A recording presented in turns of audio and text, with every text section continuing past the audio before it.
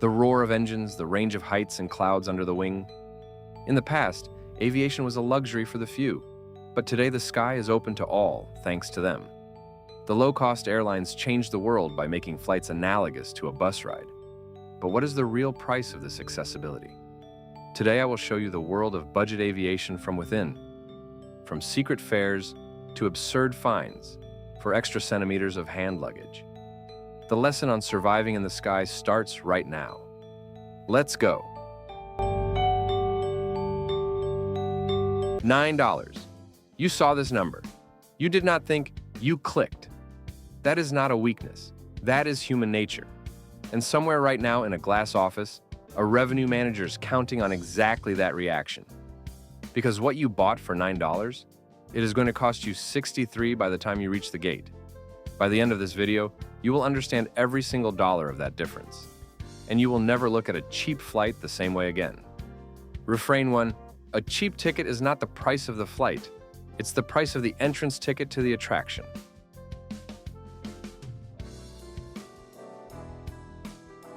(1978), the United States. Flying is a luxury. White glove service, 3-course meals at 35,000 feet, and ticket prices that cost more than a month's rent for most families. Then Congress passed the Airline Deregulation Act. Overnight, anyone with the capital could launch an airline. And one man in Texas named Herb Kelleher had a thought that everyone else considered insane. What if we stripped everything away?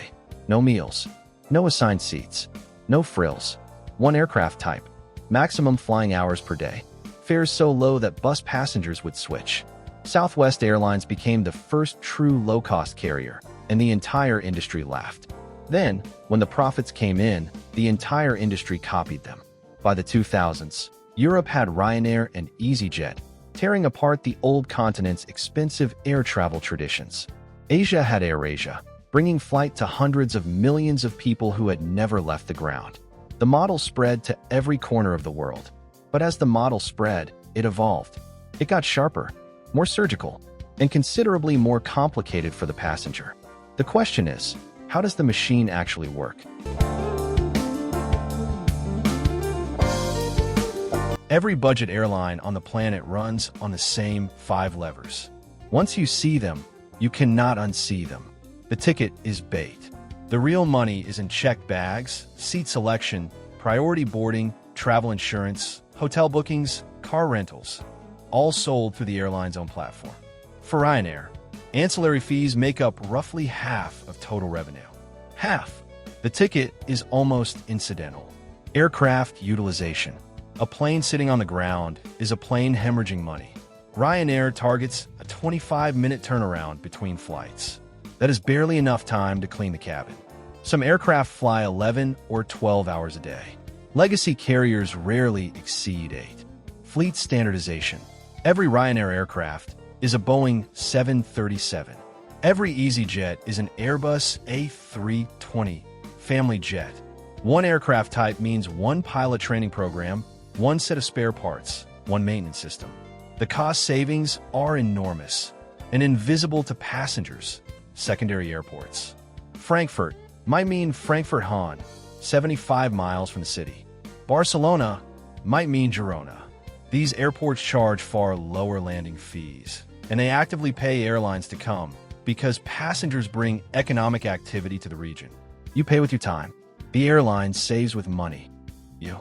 Specifically, your psychology. Dynamic pricing means the fare you saw yesterday for $19 is now $89. The algorithm watched you hesitate, and it reacted. This is not a coincidence. It is a feature.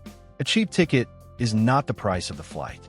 It's the price of the entrance ticket to the attraction.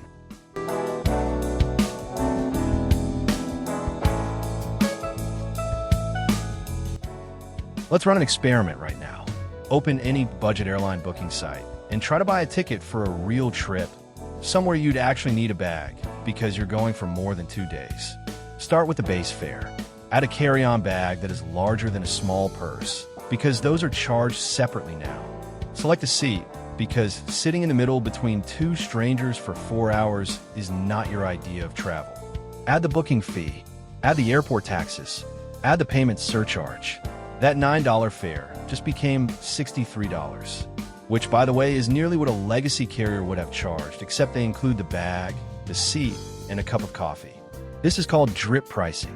Airlines did not invent it, but they perfected it. And here is the uncomfortable truth. It works because we want to believe the cheap price is real. We make deals with ourselves. I'll pack light. I don't mind where I sit. I'll print my boarding pass at home. Sometimes that works perfectly, but more often, life has other plans. The person who truly travels with only a 16 by 12-inch personal item and nothing else, that person exists. The rest of us are paying for the fantasy of being that person.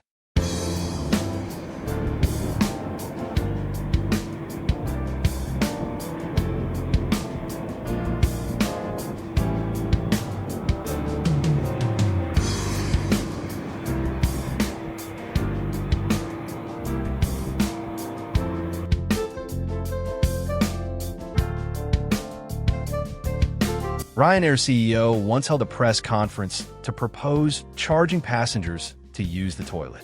Not a joke. The idea never launched, but Ryanair did briefly lock 2 out of 3 onboard toilets to add extra seat rows.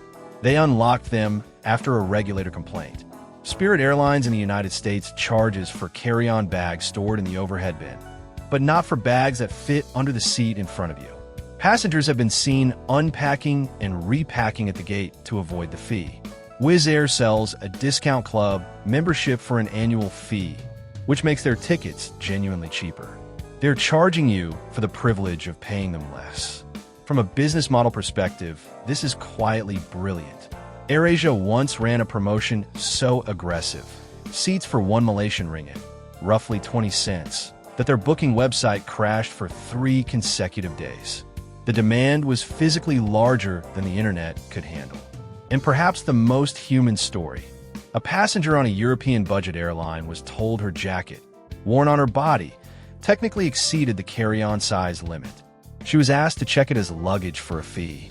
She refused, went to the bathroom, and returned wearing 3 sweaters layered on top of each other. She boarded. She was warm. She won. These are not glitches. These are features of a system designed to extract maximum value from every single passenger interaction.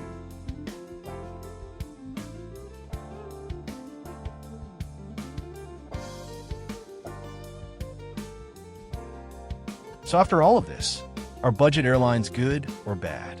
The honest answer, neither. They're a tool. And like every tool, their value depends entirely on how you use them. For a solo traveler heading somewhere for a weekend with a single backpack, budget airlines are a miracle of the modern world. They democratize travel in a way that is genuinely historic. Hundreds of millions of people took their first flight because of $20 fares. That matters. For a family of 4 with checked luggage, car seats, and the natural chaos of real life, you need to do the full math before you book, because the cheap option, once all fees are added, is frequently not the cheap option. The rule I now live by is simple. Never compare advertised prices. Always compare final prices, bags included, seat included, with a buffer for the unexpected. And the next time you see a fare so low it makes your heart jump, pause, breathe, add the bag. A cheap ticket is not the price of the flight. It's the price of the entrance ticket to the attraction. That is not cynicism. That is wisdom. The attraction can be wonderful. Just know what you're paying for before you walk through the gate.